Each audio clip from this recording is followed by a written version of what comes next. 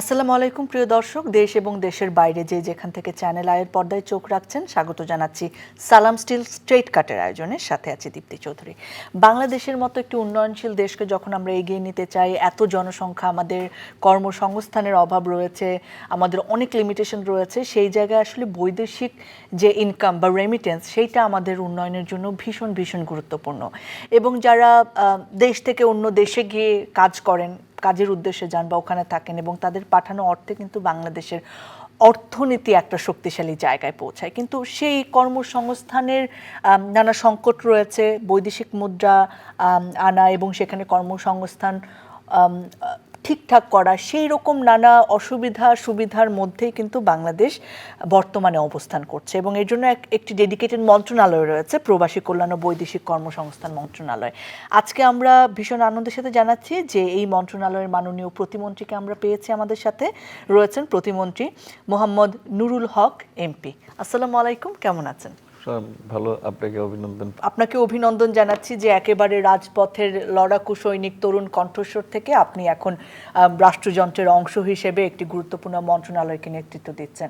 আমি একটু শুরুতে আপনার কাছে আমাদের আপডেটটা জানতে চাইবো যে এই যে প্রবাসী কল্যাণ এবং বৈদেশিক কর্মসংস্থান, কি দেখেছেন আপনি, এখন আমরা কোন অবস্থায় আছি, আপনি এটা নিয়ে আসলে কি ভাবছেন, আপনার মূল্যায়ন কি বর্তমান অবস্থার? 24শে জুলাইয়ের পূর্বে তো রাষ্ট্র একভাবে চলেছে এবং প্রকৃত অর্থে সেটা একেবারে এক ব্যক্তিকেন্দ্রিক ক্ষমতার একটা চর্চা হওয়ায় দেখা যায় রাষ্ট্রের অনেকগুলো প্রতিষ্ঠান সেভাবে গড়ে ওঠে নাই, যে কারণে প্রবাসী কল্যাণ ও বৈদেশিক কর্মসংস্থান মন্ত্রণালয়, যেটা বাংলাদেশের অর্থনীতি কর্মসংস্থানের ক্ষেত্রে একটা বড় সাপোর্ট দিয়ে যাচ্ছে। কারণ দেশের ইকোনমিতে প্রায় প্রতি বছর অন অ্যান অ্যাভারেজ 30 বিলিয়ন তারা কন্ট্রিবিউট করে যাচ্ছে। তো এটাকে এক্সপ্যানশন করার জন্য গভর্নমেন্টের একটা দূরদৃষ্টি সম্পন্ন পরিকল্পনা, এবং এখন প্রযুক্তির অ্যাডভান্সমেন্টের ফলে এই শ্রমবাজারেও তো কাজের ধরনের পরিবর্তন আসতেছে। তাহলে সেক্ষেত্রে আমাদের যারা লোকবল যাচ্ছে তাদেরকে সেখানে টিকে থাকার জন্য যে স্কিলগুলো প্রয়োজন, এই ধরনের খুব বেশি ভিশনারি পরিকল্পনা আমার মন্ত্রণালয়ে আমি পাইনি, যার ফলে এখন আমরা সেটাকে চিহ্নিত করে আমরা চেষ্টা করছি যে যেটা বর্তমান সরকারেরও নির্বাচনী ইশতেহার, যে একটা দক্ষ জনশক্তি এবং দেশের বাইরে প্রায় 1 কোটি লোকের কর্মসংস্থান, সেই অনুযায়ী আমরা চিহ্নিত করছি যে কোন কোন ট্রেডে বা কোন কোন কাজের ক্ষেত্রে কোন কোন দেশে আমরা ভূমিকম্প সহনীয় মোস্ট ডিউরেবল দেশের প্রথম থার্মেক্স রড সালাম স্টিল। সালাম স্টিল বোঝে ডিউরেবিলিটি। সালাম স্টিল মোস্ট ডিউরেবল স্টিল। কত সংখ্যক লোক পাঠাতে পারি আমরা? একটা 5 বছরে আমাদের দূতাবাসগুলো যেহেতু আমাদের বাইরের দেশে একটা সাপোর্ট উইং, ওনাদের কাছে একটা ধারণাপত্র নিয়েছি, সেই অনুযায়ী আমরা এখানে লোকজন প্রশিক্ষিত করার জন্য আমাদের মন্ত্রণালয়ের অধীনে 104টি টিটিসি আছে, টেকনিক্যাল ট্রেনিং সেন্টার, আর 6টা মেরিন টেকনোলজি ইনস্টিটিউট আছে। এই ইনস্টিটিউটগুলোর অবস্থা প্রকৃত অর্থে ভঙ্গুর, দুর্বল অবকাঠামো, নামে মাত্র আছে, টিচার নাই। এইগুলোকে আমরা একটু ওয়েল ইকুইপড করা, সক্ষম করা, যার মাধ্যমে আমরা ট্রেনিংটা প্রোভাইড করতে পারি। তো এটাকে চিহ্নিত করে আমরা একদিকে যেমন শ্রমবাজারে নিজেদের অবস্থানটা শক্ত করা বা একটা দক্ষ জনশক্তি পাঠানোর জন্য যেমন একদিকে কাজ করছি, আরেকদিকে আমাদের যারা এখান থেকে যাচ্ছে, এটা দীর্ঘদিনের অভিযোগ যে এটা একটা ধরেন আপনার দালাল বলি কিংবা প্রতারণা, উচ্চ অভিবাসন ব্যয়, এই ক্ষেত্রে এটা একটা নিয়মিত চিত্র। এবং ইন্টারেস্টিং বিষয়, এখানে খুব বড় বড় লোকেরা এতদিন ধরে জড়িত ছিল, সামনে আমি জানি না, তবে আমরা চেষ্টা করতেছি এই অভিবাসন ব্যয়টাকে কমিয়ে আনার জন্য। তার জন্য আমরা প্রত্যেক দেশের জন্য একটা স্ট্যান্ডার্ড খরচ আমরা নির্ধারণ করে দিতে চাই। ধরেন মালয়েশিয়া যাবে, একটা আইডিয়া যে ধরেন তার 1,20,000 থেকে 1.5 লাখ, তো সেটা প্লাস মাইনাস হতে পারে, বাট সেটা খুব বেশি হাই হবে না। সেই খরচটা কমানোর চেষ্টা করতেছি, দক্ষ মানব সম্পদ পাঠানোর জন্য এখানের ইনস্টিটিউশন তৈরি করতেছি, এবং তাদের ওয়েলফেয়ারটা নিশ্চিত করা, যে যারা যাচ্ছে, ধরেন আমরা যতই যাচাই বাছাই করে পাঠাই, কোনো কারণে কেউ একটা সমস্যার সম্মুখীন হলো, ওখানে গিয়ে কাজ পেলো না, কিংবা দেশে ফিরে আসতে হচ্ছে, নানান ধরনের ঘটনা ঘটছে, এবং হয়তো ভবিষ্যতেও কিছু ঘটবে, আমরা একেবারেই সম্পূর্ণ বন্ধ করতে পারবো এটা আমরা মনে করি না। তার জন্য তাদের ওয়েলফেয়ারটা নিশ্চিত করার জন্য আমরা এখন এই সরকারের পক্ষ থেকে যেটা নির্বাচনী ইশতেহারে ছিল, আপনার একটা প্রবাসী কার্ড চালু করা, যে কার্ডটার সাথে ব্যাংকের পেমেন্ট গেটওয়ে যুক্ত থাকবে। পেমেন্ট গেটওয়ে যুক্ত থাকলে যেটা হয় অনেক ক্ষেত্রে ধরেন সে দেশে টাকা পাঠাইতো, তার পরিবারের লোকেরাই টাকাটা মেরে দিছে বা সে দেশে এসে কিছুই পায় না। তো সেই ক্ষেত্রে তার টাকা তার অ্যাকাউন্টে থাকবে 1 নম্বরে। 2 নম্বরে হচ্ছে ধরেন একজন গেছে, তার মা বাবা আছে বা তার ফ্যামিলি এখানে আছে, সে চাইলে ওই কার্ডে একজনকে সাপ্লিমেন্টারি হিসেবে অ্যাড করতে পারবে, যে তার সাপ্লিমেন্ট হিসেবে সে এখানে ওই কার্ড থেকে মাসে নির্দিষ্ট একটা অ্যামাউন্ট হতে পারে 5,000 কিংবা 10,000 খরচ করতে পারবে, পুরো টাকা কিন্তু খরচ করতে পারবে না। আর আপনার টাকা তো ওখানে থাকতেছে। তারপরে বিমার সুবিধাটা এখন আছে, যেটা আপনার ধরেন ক্ষতিপূরণ ড্যামেজের ক্ষেত্রে। বাট আমরা যেহেতু প্রবাসী কার্ড চালুর মাধ্যমে এখানটা রেগুলার বিমা, সে যদি 5 বছর টাকা ওখানে একটা জমা দিতে থাকে তাহলে তার সেই সুবিধাটাও পাবে, এবং এটা কোনো বেসরকারি খাতে আমরা ছেড়ে দেবো এটা না। অলরেডি শুরু করা হয়েছে এইটার নাকি প্ল্যানিং? প্ল্যানিং, এবং আশা করি যে আগামী মাসের মধ্যে হয়তো আমরা শুরু করতে যাব। এবং এটা হচ্ছে আমাদের প্রবাসী কল্যাণ মন্ত্রণালয়ের অধীনে একটা ব্যাংক আছে, প্রবাসী কল্যাণ ব্যাংক।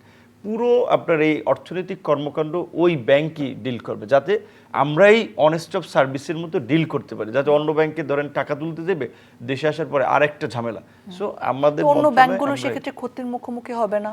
ওরা যে বৈদেশিক টাকা তাহলে সেটা তো টাকা রেমিটেন্সে পাঠাবে, রেমিটেন্স তো পাঠাতে পারবে যে কোনো ব্যাংকই, শুধু আমাদের সার্ভিসের ফিটা বা আমাদের সার্ভিসটাকে আমরা এই মন্ত্রণালয়ের মধ্যে সীমাবদ্ধ রাখতে চাই। ওকে, তবে আমি একটু জানতে চাই যে বিভিন্ন ক্ষেত্রেই তো দালাল চক্র থাকে বা মিডলম্যান, যেটা আপনি উল্লেখ করেছেন।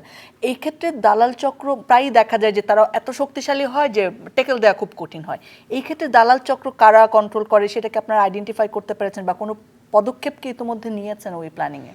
মন্ত্রণালয়ের যেটা বিধিবিধান নিয়ম নীতি, তার মধ্যে একটা বিষয় ছিল যে এই লাইসেন্স, যে সমস্ত রিক্রুটিং এজেন্সি বলি আমরা, তাদের একটা লাইসেন্স নেয় মন্ত্রণালয় থেকে, তারা যে লোক পাঠাবে তাদের এই কার্যক্রমের ভিত্তিতে তাদেরকে একটা গ্রেডিং করা হবে। অর্থাৎ যারা ভালো পারফর্ম করবে তাদেরকে, সে ফর এক্সাম্পল আপনি এ গ্রেডে সিলেক্ট করলেন, যারা তার চেয়ে একটু লেস তাদেরকে বি গ্রেডে, তাহলে হয়তো কি যে একটা ভালো কাজের প্রতিযোগিতা চলতো। দুঃখজনক যে এই গ্রেডিংটা কখনো হয় নাই, কারণ আমি সংসদের বক্তব্যে বলেছি যে আমার ব্যক্তিগত অ্যাসেসমেন্ট যে যদি গ্রেডিং করে, এখন ধরেন 3,000 প্রতিষ্ঠান আছে যারা লোক পাঠায় এরকম, তাদের 4 থেকে 500-র বেশি একটাও টিকবে না। 4-500 এটা বেশি বলে ফেলছি প্রকৃত অর্থে, এই 4-500-র বেশি টিকবে না। তো এখন আমরা ধরেন ইউরোপে আমাদের বাজারটা খুব কম, আমরা যখন এখানে অ্যাম্বাসেডারদের সাথে যখন ওদের ইনফর্মাল প্রোগ্রাম দেখা হয়, বলে আমাদের তো স্কিল ম্যান পাওয়ার আছে, তোমাদের এই পিপলের নাম্বার বেশি হয়ে যাচ্ছে, তোমরা স্কিল ম্যান পাওয়ার নেবে, আমাদেরকে একটু সুযোগ দাও, তখন ওরা অনেক ক্ষেত্রে বলে যে তোমাদের huge number of agency make short list. তো সেক্ষেত্রে আমরা গ্রেডিং করলে কিন্তু ওখানেও সুবিধা পেতাম। আর গ্রেডিং করলে তখন আপনি ধরেন মালয়েশিয়াতে যাবেন, তখন আপনিও বুঝতে পারতেন যে এটা এ গ্রেডের লাইসেন্স, তার মানে এইখানে ভরসা করতে পারি। কিন্তু দুঃখজনক এটা করা হয় নাই। এখন আমরা উদ্যোগ নিয়েছি যে এই মানুষের প্রতারণা কিংবা এই যে বিশেষ করে আরেকটা সমস্যা ইদানিং আমাদের দেশে দেখা যাচ্ছে, বাংলাদেশিরা আপনার ওখানে অনেক বছর থাকে, ধরেন সৌদি কিংবা মিডল ইস্টের কোনো আপনার আরবকে সাথে রেখে তার নামে একটা কোম্পানি খুলে, নামমাত্র কোম্পানি, তারপর এখান থেকে লোক নেয়। সে ধরেন 2 জন লোককে কাজ দিতে পারবে, সে নিয়ে যায় 20 জন লোক, 18 জন কাজ পায় না। তখন ওই দেশে তারা রাস্তায় রাস্তায় ঘুরে আপনার অবৈধ হয়ে যায়, এখানে ফ্যামিলিকে কিছু দিতে পারে না।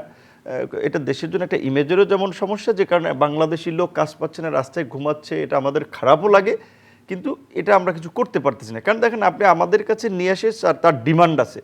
এই ক্ষেত্রে আমরা এখন একটু অধিকতর যাচাই বাছাই সাপেক্ষে এই ক্লিয়ারেন্সটা দেওয়ার চেষ্টা করছি, যাতে মানুষ ওই দেশে গিয়ে ভুক্তভোগী না হয়, ক্ষতির সম্মুখীন না হয়। আরেকটা গুরুত্বপূর্ণ জায়গা যেটা আপনি বললেন যে মানে বিদেশ গিয়ে আসলে আমাদের শ্রমিকরা কি কাজ করছে, তো বেশিরভাগ ক্ষেত্রে আমরা দেখি যে ধরেন মিডল ইস্ট কিংবা মালয়েশিয়ার কথা আপনি বললেন, এই দেশগুলোতে তারা নির্মাণ শ্রমিক হিসেবে কাজ করে। এবং আমি কিছুদিন আগে মালয়েশিয়া প্রবাসীদের সঙ্গে একটি শো করেছি, সেখানে তারা 2টা দাবি আপনাদেরকে জানিয়েছেন প্রবাসী কল্যাণ মন্ত্রণালয়কে টার্গেট করে। সেই 2টা আমি কনভে করছি আপনার কাছে।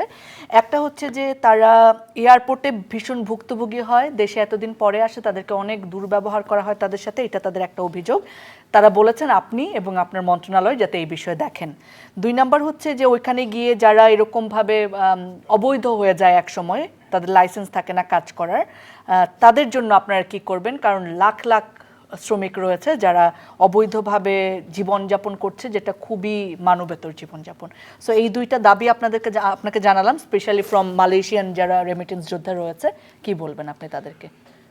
প্রথম দাবিটা তাদের খুবই যুক্তিযুক্ত, এবং এইটা বোধহয় ম্যাক্সিমাম মানুষের, 80% মানুষের এই দাবি, যে আমরা যে দেশের বাইরে থেকে দেশে যাচ্ছি, বিদেশের এয়ারপোর্টেও আমাদেরকে অনেক ক্ষেত্রে ধরেন স্যার বলে, sir how can I help you, that means এটা একটা অ্যাড্রেসিং শব্দ। স্যার মানে এমন কিছুই না, বাট সেও একটু ফিল করে যে তাকে একটা অনার করছে। তো নিজ দেশে তো আমরা আসলে আমরা স্বাক্ষর করতে গেলে আমরা লাইনে দাঁড়াই থাকি, এই টেবিল না ওই টেবিলে যান, আমাদের ব্যাগটা ফালাই দেয়। আমরা দেখা যায় পরিবারের জন্য, বাচ্চার জন্য চকলেট আনছি, বউয়ের জন্য ধরেন একটা ক্রিম আনছি, সেগুলো কাইটা কুইটা অনেক সময় রেখে দেয়। এই অভিযোগটা আমি অনেক দিন ধরে শুনে আসছি। আপনি কি সত্যতাও পেয়েছেন এটা? এটার সত্যতা আছে, কারণ হচ্ছে আমি এখন প্রতিমন্ত্রী হওয়ার আগে তো আমি সরাসরি মাঠের রাজনীতি। ভূমিকম্প সহনীয় মোস্ট ডিউরেবল দেশের প্রথম থার্মেক্স রড সালাম স্টিল। সালাম স্টিল বোঝে ডিউরেবিলিটি। সালাম স্টিল মোস্ট ডিউরেবল স্টিল করেছি মাঠের সাধারণ মানুষকে নিয়েই কাজ করার শুধু ওনাদের প্র্যাকটিক্যাল অনেক এক্সপিরিয়েন্স শুনেছি, এবং এটা হয় এটাও ট্রু। তো এখন দেখেন এইটা যে এয়ারপোর্টটা ম্যানেজমেন্ট করে বেসরকারি বিমান ও পর্যটন মন্ত্রণালয়। এখন সরকারের পার্ট হিসেবে আমার এটা দায়িত্ব যে ওনাদের সাথে যোগাযোগ করে যেন এখানে এই সমস্যাটা নিরসন করা যায়। বাট আমরা চেষ্টা করতেছি, এবং বিশেষ করে প্রধানমন্ত্রীর এই প্রবাসী কল্যাণ মন্ত্রণালয়ের প্রতি একটা বিশেষ দৃষ্টিভঙ্গি আছে। উনি প্রতিনিয়ত আপডেট নিচ্ছেন, আমরা যে লোক পাঠাবো স্কিল ম্যান পাওয়ার, এই বিষয়ে আপনারা কি করতেছেন, তাদের সেবার পরিবর্তন, তাদের সেবা নিশ্চিত করার জন্য কি কি পরিবর্তন করা হচ্ছে। তো সেক্ষেত্রে আমরা এখন কতদিনে পারবো আমরা জানি না, বাট ইন ফিউচার আমরা একটা ওয়ান স্টপ সার্ভিস ভাবছি, এবং এয়ারপোর্টে বিশেষ করে আমাদের প্রবাসীদের একটা আলাদা যদি আপনার গেটের ব্যবস্থা করা যায়, যে ওই গেট দিয়ে তারা আসলে অন্তর্বর্তীকালীন সরকারের সময়ে একটা প্রবাসী লাউঞ্জ করা করেছে। হয়েছে, হ্যাঁ, সেটা কি অ্যাক্টিভ আছে এখন? এখন এটা তো অনেক মানুষ জানে না, যে কারণে লাউঞ্জের ব্যবহারটা তারা করতে পারে না। ধরুন ওইখানে 30% ডিসকাউন্টে তারা যে কোনো ধরনের ফুড তারা ইউজ করতে পারবে। 100 টাকা দিয়ে তারা র্যাপিং সুবিধাটা পাবে। ওখানে ওয়াইফাই চার্জিং সুবিধা আছে, কিন্তু দেখা যায় ওখানে অন্য লোকেরা যে বসে থাকে। তো আমাদের যাদের জন্য ডেডিকেটেড তারা ব্যবহার করতে পারছে। সেটার জন্য কি সরকার থেকে প্রচারণা বা জানানো এটার কোনো ব্যবস্থা থাকা উচিত? এইটা করছি। অনেকে ধরেন এয়ারপোর্টে হয় কি বাইরে থেকে আসে, ফ্যামিলির লোকজন সাথে থাকে, সে চিন্তা করে যে যাওয়ার প্লেনে ওঠার আগ পর্যন্ত যতক্ষণ পারি ভাই মা বোন স্ত্রী সন্তান ওদেরকে একটু সময় দিই। এই কারণে অনেকে যায় না, আবার কেউ কেউ যায়, সেই সেবাটা দিচ্ছি। আমাদের যে জনপ্রশাসন সরকারি প্রজাতন্ত্রের কর্মচারী, কিন্তু সেখানে এখন তো আমরা কর্মচারী এবং কর্মকর্তা আলাদা করে ফেলছি গ্রেডিং করে। তো এখন এই কর্মচারীদের যে আপনার মোটিভেশনটা থাকা দরকার, যে আমি পিপুলের সার্ভিস দেওয়ার জন্য আমি এই ডেস্কে আসি, এই মানসিকতাটা কিন্তু আমরা গ্রো করতে পারি। সেটা আমাদের থানা বলেন, ইউনো অফিস বলেন, ডিসি অফিস বলেন, এসপি অফিস বলেন, কোনো সরকারি অফিস, জনগণ আপনি যদি জরিপ করেন 80% জনগণ অসন্তুষ্ট সেবা এবং ব্যবহারে, এটা ট্রু কিন্তু। সো তাহলে আমাদের কিন্তু সামাজিক একটা বড় এই পরিবর্তনটা করতে হবে। আশা করি সেই ক্ষেত্রে আমরা এই প্রবাসী কল্যাণ ও বৈদেশিক কর্মসংস্থান মন্ত্রণালয় এই প্রবাসীদের সার্ভিস দেওয়ার মধ্যে দিয়ে মানে প্রশাসনকে যে সেবামুখী করা বা জনমুখী করা, এই পরিবর্তনটা আমরা এই সরকারের নেতৃত্বে আমরা কিছুটা করতে পারবো। আর অবৈধ হওয়ার কথা যেটা বলছেন, এখানে দুইটা বিষয় দুইভাবে আমি দেখি। এক নম্বর হচ্ছে অনেকে যায় অবৈধভাবে, কেউ ট্যুরিস্ট ভিসায় গেছে, ট্যুরিস্ট ভিসায় গিয়ে ওখানে কাজ করতে সে অবৈধ হয়ে গেছে। প্রথম কথা হচ্ছে এইটাকে আমরা খুবই নিরুৎসাহিত করি, কারণ এতে দেশের একটা বদনাম হচ্ছে। আর যারা দেখা যায় ওখানে থাকতে গিয়ে আপনার এই 3-4 বছর 2-3 বছর কাজ করতে গিয়ে ওদের আপনার ভিসা রিনিউ করা লাগে, কোনো জটিলতার কারণে ধরেন হতে পারে নাই, সেই দিকটা কিন্তু আমরা মানবিকভাবে বিবেচনা করতে পারি। এখন আপনি যদি বাংলাদেশ গভর্নমেন্ট হিসেবে মালয়েশিয়ান গভর্নমেন্টকে পার্সু করেন যে ভাই আমার এত লক্ষ লোক অবৈধভাবে আছে, তুমি একটু দেখো, কোনো দেশকে এটা বৈধ করবে? আপনার কথা আপনি ধরেন 2-4-5 হাজার যদি হইতো, আপনি রিকোয়েস্ট করলে সেটা শুনতো। এই যে নৌ পথে যাওয়া কিংবা মানে এরকম ভাবে মানুষ মারাও যাচ্ছে রাস্তায়, এই যে অবৈধ উপায়ে যাওয়ার, এইটা বন্ধ করতে আসলে সরকারের কি করার আছে মনে করেন? বিশেষ করে ইউরোপে যাওয়ার ক্ষেত্রে এটাকে কি আমি আসলে কি বলবো, আমি নিজে ভাবিনি এটা কি উন্মাদনা নাকি পাগলামি বলবো। কারণ ধরেন ইউরোপে যারা যায় তারা কিন্তু গরিব মানুষ যায় না, তারা ওই অবৈধ পথে যেতেও 10 থেকে 15 লাখ টাকা, 18 থেকে 20 লাখ টাকা পর্যন্ত খরচ করে। দেখেন বাংলাদেশে একটা এবং ম্যাক্সিমাম শিক্ষিত লোকজনই যায়, ইন্টার এসএসসি পাস কিংবা ধরেন অনার্স ডিগ্রি পাস, 15 বা 20 লাখ টাকা, ভাই 10 লাখ টাকা আপনি যদি বাংলাদেশে একটা ছোটোখাটো ব্যবসা করেন, সে ফর এক্সাম্পল আপনি 10টা গরু কিনেও যদি এই কোরবানিতে কিনে আগামী কোরবানিতে এটা বিক্রি করেন, তাও একটা প্রফিট আসবে মোটামুটি। তাহলে এই 10 থেকে 15 লাখ, 15 থেকে 20 লাখ টাকা খরচ করে আমি যাচ্ছি পুরো অবৈধ রুট, মানে এটা তো লাইক চুরি করে যাচ্ছে, তো লুকিয়ে লুকিয়ে রাখে 45 দিন, কোনো জায়গায় 60 দিন, এরকম নৌকারিয়ের নিচে রাখে, না সেটা তো আছে, পাটাতনের মানে নিচে। ঘরের ওই নৌকায় যাওয়ার আগের প্রেক্ষাপটটা আপনার একটা করে থাকতে পারে 10 জন লোক, সেখানে রাখে 40 জন, বলে যে খাবার দেয় না, পানি দেয় না ঠিকঠাক মতো, ওখানে অনেক অসুস্থ হয়ে পড়ে, অনেকে মারাও যায়। তারপরে নৌকায় ওঠার আগে ওই আপনার সমুদ্রের তীরে যায়, আবার পুলিশ দেখলে পাহাড়ের চূড়ায় নাকি ওঠে, উঠতে উঠতে অনেকে পড়ে যায়, হাত ভেঙে যায়, পা ভেঙে যায়, ওদেরকে ওইখানে ফালাই যায়। তারপর যেই ট্রলার তো না, অনেক ক্ষেত্রে আপনার কি বলে, ওইটা যে ফু দিয়ে যায় আর কি, যে বোটগুলো ইয়ে করে ওই বোটে যায়, একেবারে নিশ্চিত মৃত্যু জেনে অনেকে যাচ্ছে। তো এইখানে আমি তো জানি না যারা আসলে কেন যাচ্ছে। শেষ হচ্ছে এখন ইউরোপ খুব হার্ড হচ্ছে এই বিষয়ে। তো আমাদের আসলে কি করা লাগবে? আমাদের এখান থেকে আমরা যেটা দেখেছি, আবার অনেক আঞ্চলিক নাম বললে অনেকে মাইন্ড করতে পারে, ইটালি যাওয়ার ক্ষেত্রে শরীয়তপুর, মাদারীপুর, ফরিদপুর এই অঞ্চলের একটা উল্লেখযোগ্য সংখ্যক নাম্বার আমাদের সামনে আছে, ফিগারটা সিলেট থেকেও কিছু আছে। তো যে অঞ্চলগুলো থেকে বেশি যায়, ওখান থেকে আমরা যারা ওই যে অবৈধভাবে যাওয়ার পথে আটকে ফিরে আসতেছে, তাদের পুনর্বাসনের একটা প্রকল্প নিয়ে তাদেরকে পুনর্বাসন করার চেষ্টা করতেছি। শুরু করেছেন ইতিমধ্যে। রাইট, এবং তাদের এবং এখানে ফান্ডিং করতেছে, ইটালিও ফান্ড করছে কিছু, আইএলও ফান্ড করতেছে, এবং আইওএম ইন্টারন্যাশনাল নতুন শুরু করেছেন সংগঠন না, এটা চলতেছে আগে থেকেই। তো ওরা আমাদের জয়েন্টলি ক্ষেত্রে হেল্প করতেছে। এবং পাশাপাশি অন্য যে অঞ্চলগুলোতেও এরকমের প্রবণতা আমরা লক্ষ্য করছি, যেমন ইটালি না শুধু, তো ওই যে আপনার বিশেষ করে কক্সবাজার দিয়ে মালয়েশিয়া যাওয়ারও অনেক ক্ষেত্রে একটা প্রবণতা লক্ষ্য করি।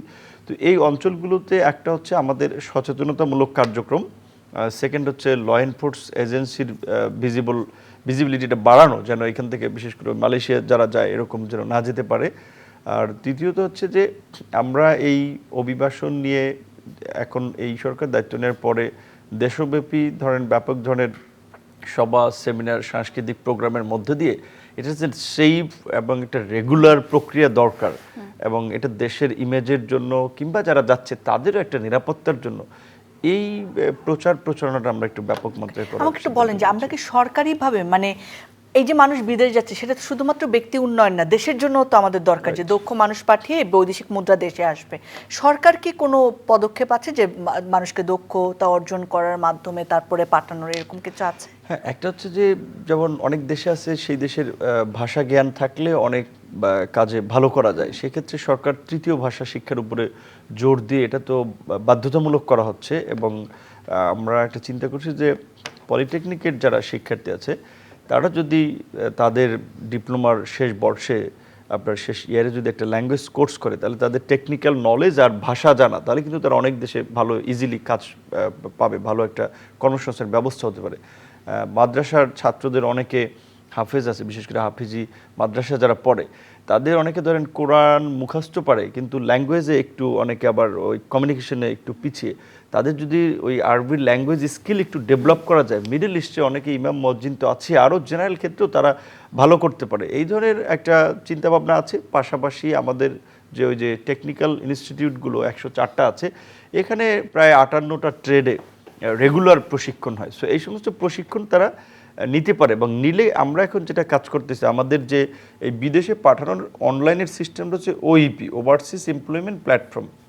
যারা ট্রেন করবে তাদের একটা ডেটাবেস ওখানে থাকবে, এবং বিদেশের কোনো কোম্পানি, কোনো দেশ যদি আমাদের সাথে আলাপ করে, কিংবা আমরা যদি তাদেরকে পার্সু করি যে ভাই এগ্রিকালচারে আমাদেরকে একটু সুযোগ দাও, তাহলে ও যদি বলে যে আমার 500 লোক প্রয়োজন, দেখা যাবে আমাদের কাছে অ্যাডভান্স পুল তৈরি করা থাকবে, ওখানে 10,000 লোক আছে, ওকে আমার 10,000 লোক ইজ রেডি, সো তুমি এখান থেকে পিক করো। তো এইভাবে আমরা ট্রেন করে অ্যাডভান্স পুল তৈরি করা এবং বিভিন্ন দেশের সাথে কমিউনিকেশনের মাধ্যমে সরকারিভাবে পাঠানোর ব্যবস্থা করবেন। হ্যাঁ, একটা হচ্ছে যে আপনার এই বর্তমান এই সেক্টরটা আসলে বেসরকারি উদ্যোক্তারা লিড দিচ্ছে। কারণ হচ্ছে আমরা যতই বলি যে এখানে আমরা ভিসা ট্রেডিং বন্ধ করব, এখানে ফেয়ার ইথিক্যাল রিক্রুটমেন্টের কথা, কিন্তু তারপরেও দেখা যায় এই ডিমান্ড লেটারগুলো আনতে বা এই ডিমান্ডগুলো আনতে এটা একটা লবিং থাকে। ধরেন একটা ভালো কোম্পানি তার সিইও কিংবা টপ লেভেলের লোকজনকে কনভিন্স করে কিছু অর্ডার অনেক ক্ষেত্রে নিয়ে আসতে হয়, সেটা বেসরকারি কোম্পানিগুলো এর জন্য কিছু পয়সা টয়সা খরচ করে, যেই কারণে এটা বেসরকারি প্রতিষ্ঠানগুলো বেশি পায় সরকারের চেয়ে। আর সরকারি একটা রিক্রুটিং এজেন্সি আছে যেটার নাম BOESL, Bangladesh overseas employment service limited. এই বোয়েসেল যেই সমস্ত দেশ G2G করে, যে না আমি তোমার দেশের এই মন্ত্রণালয় থেকে লোক নেব, যেমন ব্রুনাই, ফিজি, সাউথ কোরিয়া, এরকম কিছু কিছু দেশ আছে যেখানে G2G পদ্ধতিতে লোক যায়। তো ওইখানে সরকারিভাবে পাঠানোর সুযোগ আছে, বাট ম্যাক্সিমামটাই হচ্ছে বেসরকারিভাবে। বাংলাদেশ সরকার কি পাঠায় এরকম দেশে? হ্যাঁ, যে ব্রুনাইতে যায়, সাউথ কোরিয়াতে আপনার মৌসুমি ওয়ার্কার যায় 6 মান্থ 8 মাসের জন্য এগ্রিকালচারে নেয়। এটা কি জনপ্রিয় হয়েছে বা মানুষ কি জানে, আমাদের শ্রমবাজার কি জানে এই সুযোগের? এখানে ধরেন একটু সাউথ কোরিয়াতে যারা যায় তাদের ন্যূনতম ভাষার সেন্স প্রয়োজন হয়। সো অনেক মানুষের তো ধৈর্য থাকে না, আপনি 6 মাস ট্রেনিং করে ওই দেশের ভাষা শিখবেন। ফিজিতে যায়, অনেক দেশে আছে ভাষা না জানলেও চলে। আবার ধরেন ওরা নিবে একটু টুকটাক একটু পরীক্ষা টরীক্ষা দিয়ে নেয়। তো ধরেন গ্রামের এগ্রিকালচার মানুষ যে কাজ করে সে বাইরের দেশে যাবে, অনেকে আবার ঢাকায় এসে পরীক্ষা টরীক্ষা দেবে, ওইভাবে হয়তো অনেক ইন্টারেস্ট হয় না, বাট কিন্তু আমাদের তো এই ফিল্ডটা তৈরি করতে হবে, আপনি কি মনে করেন? না, এখন যেভাবে চলতেছে সেভাবে চলতে দিলে তো নিশ্চয়ই। এখন বিষয়টা হচ্ছে যে চাহিদার চেয়ে লোকের আবেদন ইতিমধ্যে বেশি আছে। সো যেই কারণে তো আপনার আমরা একটা ওয়াইডলি ক্যাম্পেইন করে লোকজনকে জানানো, যেই আবেদনগুলো আসছে আমাদের কাছে আসে, রেগুলারলি আসে, এইগুলোই আমরা পাঠাইতে পারতেছি না। ওই ডিমান্ড অল্প, লোকের ডিমান্ড অল্প। সো আমরা চিন্তা করতেছি এটা ডিমান্ডটা ইনক্রিজ করা।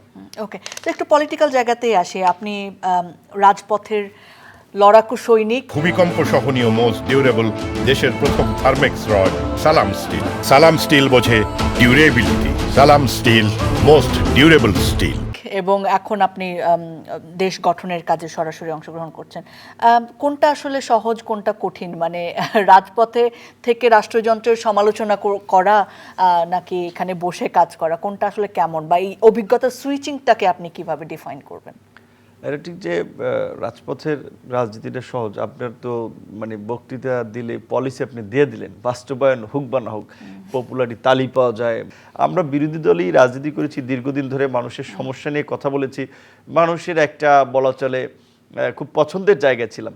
এখন ধরেন আমার কাছে অনেকে যায় সরাসরি, কিন্তু আমি অনেক বিষয় এন্টারটেইন করতে পারতেছি না। কারণ কি, একটা প্রক্রিয়ার মধ্যে দিয়ে ধরেন আপনার একটা রিলেটিভ মারা গেল, এখন আপনি আমাকে বললেন ভাই এই লাশ টানার ব্যবস্থা করে দেন, তাহলে আমার কি আপনার মুখের কথা কিন্তু করতে পারতেন, আপনি একটা আবেদন দিতে হবে, তার সাপোর্টিং ডকুমেন্টস দিতে হবে। তো আমি যখন এগুলো বলি তখন তো অনেকে বিরক্ত হয়ে যায়, যে আসলাম তার কাছে সে একটা ফোন দিয়ে দিলেই হয়ে যায়, কিন্তু এটা আমার করতেছে না। তো এই ধরনের কিছু কাজ করতে গিয়ে যেটা মনে হয়েছে যে আসলে সত্যিকার অর্থে এই মন্ত্রণালয়ের দায়িত্বে থাকে বা মন্ত্রী হিসেবে থাকলে আগের চেয়ে জনপ্রিয়তা কমতেছে, এবং এটা জনপ্রিয়তা ধরে রাখা খুব মুশকিল। সেদিক থেকে আমার মনে হচ্ছে যে আগের রাজপথে বা এমপি হিসেবে থাকাও আমার জন্য ভালো, কিন্তু মন্ত্রী হওয়াটা ঝুঁকি আছে আমার জন্য। আগে যেসব কথা বলেছেন, হুঙ্কার দিয়েছেন, সেগুলোর জন্য কি এখন মনে হয় আহারে ওদেরকে শুধু শুধু বকছিলাম, এরকম মনে হয় মাঝে মাঝে? কিছু ক্ষেত্রে মনে হয় যে ধরেন আমরা যেটা বলি যে 7 দিনের আলটিমেটাম দিলাম, 24 ঘন্টার আলটিমেটাম, রাজনীতিতে এটা আছে, কিন্তু এখন অনেক কাজ আসলে আলটিমেটামে করা যায় না। তো আমি এই প্রবাসী কল্যাণ মন্ত্রণালয়ে আমি নিজেই আপনার কোভিডের মধ্যে সম্ভবত 2021 সাল হবে, প্রবাসী কল্যাণ মন্ত্রী ছিলেন তখন ইমরান আহমেদ, সিলেটের বোধহয় ইমরান আহমেদ। ওনার কিন্তু আমরা কার্যালয়ের লোকজন মিছিল টিছিল সব প্রেস ক্লাব থেকে গেছি, অফিসে উঠে গেছি, সচিবের সাথে খুব বলা চলে একটা চোটপাট করাই যে এগুলো আপনারা করতেছেন না কেন। মন্ত্রী ওই দিন আমাদের কথা শুই না, সে মানে আগে নেমে গেছিল, যে আমাদের মুখোমুখি হতে চায় নাই। তো এখন তো মনে হচ্ছে যে আসলে হ্যাঁ, এই অনেক কাজ আছে একটা সিস্টেমের মধ্যে দিয়ে করা প্রয়োজন হয়। তবে এটাও ঠিক, আবার আমাদের দায়িত্ব প্রেসারে না পড়লে আমাদের দেশের যারা দায়িত্বে থাকে তারা অনেক কাজ করতে চায় না, সো এই প্রেসারটাও দরকার আছে। ওকে, সো আপনি যদি আগের নুরুল হক নূর, ভিপি নূর থাকতেন রাজপথে, তাহলে মন্ত্রী নূরকে কি প্রেসার দিতেন? এয়ারপোর্টের সার্ভিস আপনার এনশিওর করতে হবে এবং মানুষের হ্যাসেল বন্ধ করতে হবে, দূতাবাসগুলোকে সেবামুখী করতে হবে, তারা যেন মানুষ গেলে সম্মানের সহিত, আপনি পারলেন না কিন্তু একটা হাসি মুখে যদি কথা বলে দেন যে ভাই চেষ্টা করতেছি, দেখতেছি, মানুষ সন্তুষ্ট থাকে। এয়ারপোর্ট দূতাবাসের এই আপনার জনমুখী করা, বিশেষ করে কর্মকর্তাদের, প্রতিষ্ঠানকে এবং প্রবাসীদের যাওয়ার ক্ষেত্রে অভিবাসন ব্যয়টা কমানো, দালালের দৌরত্ব বন্ধ করা, এটাই আমি অবশ্যই। কোনো অভিযোগ করতেন না যে পারছো না কেন তুমি?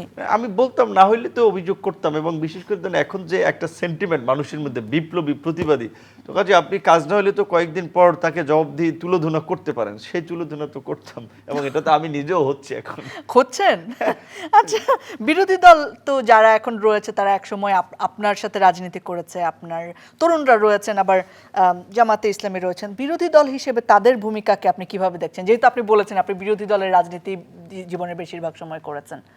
প্রকৃত হচ্ছে ধরেন আপনার সাথে যদি আমার একটা আন্ডারস্ট্যান্ডিং এর সম্পর্ক থাকে, সেই ক্ষেত্রে আপনার সাথে চোখে চোখ রেখে কথা বলা অনেক ক্ষেত্রে একটু মানে বিব্রত মনে হয় যে না কেমনে বলি ওনার এইভাবে। তো বিরোধী দলে যারা আছে আর এখন সরকারি দলে যারা আছে প্রকৃততে তারা ইংরেজিতে যেটা কথা হলো যে দে আর অন দ্য সেম পেজ, মানে একই জায়গার লোক বলতে গেলে। সেই জায়গা থেকে বিরোধী দল হিসেবে যে আমরা এক্সপেক্ট করি একটা ভাইব্রেন্ট, শক্তিশালী, কনস্ট্রাকটিভ বিরোধী দল, অনেক ক্ষেত্রে সরকারকে কিছু সিদ্ধান্ত গ্রহণের নীতির পরিবর্তনে বাধ্য করবে, সেক্ষেত্রে বিরোধী দলের ওই স্ট্রেংথ আমি দেখি না। আপনি থাকলে আরো বেশি শক্তিশালীভাবে বলতেন। আমার জায়গা থাকলে আমি যেটা আর কিছু ফিল করলাম। মাননীয় প্রতিমন্ত্রী, একেবারে শেষ পর্যায়ে চলে এসেছি।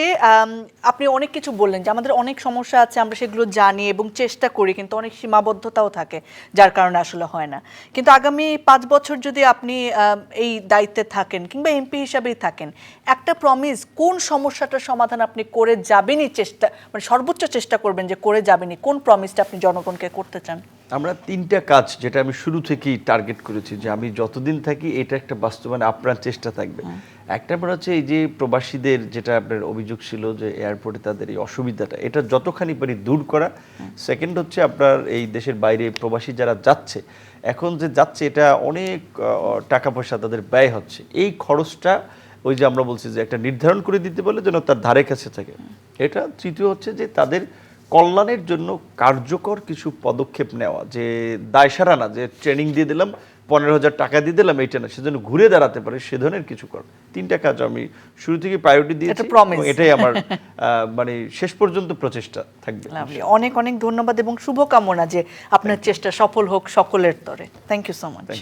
অনেক ধন্যবাদ প্রিয় দর্শক, আপনারা যারা সঙ্গে ছিলেন। আমাদের কর্মযোগ্য আসলে সত্যিকার অর্থেই অনেক বড় এবং একটা সঙ্গে আরেকটা এত ইন্টারকানেক্টেড যে কোনো মন্ত্রণালয় একা চাইলেই আসলে কাজ করতে পারে না। তবে জনগণ হিসেবে আমাদের চাওয়া থাকবে এবং যারা রাষ্ট্রযন্ত্রের দায়িত্বে রয়েছেন তাদের প্রতিও আমাদের শুভেচ্ছা থাকবে, আশা থাকবে যে তারা সফল হবেন।